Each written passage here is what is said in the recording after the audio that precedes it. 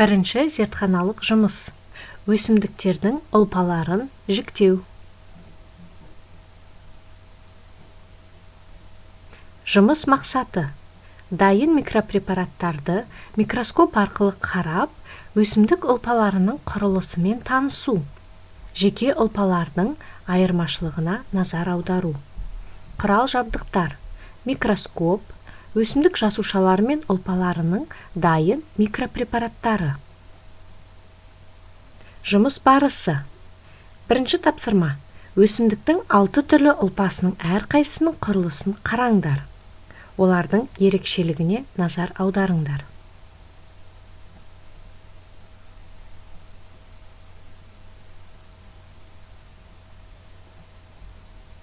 Келесі тапсырма.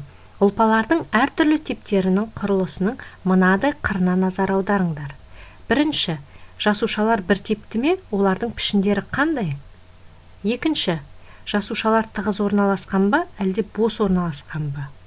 Жасушалар аралық қуыстары ірі ме, әлде жасушалар бір-біріне тығыз орналасқан ба? Үшінші, вакуольдің құрылысы қандай? Олар көріне ме?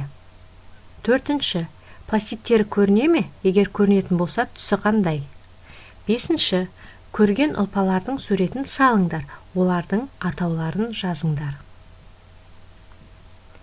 Келесі тапсырма.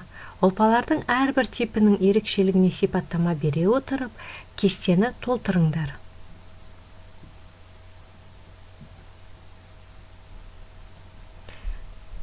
Кестені толтырғандағы жауабымызды тақтадағы кестемен салыстырамыз.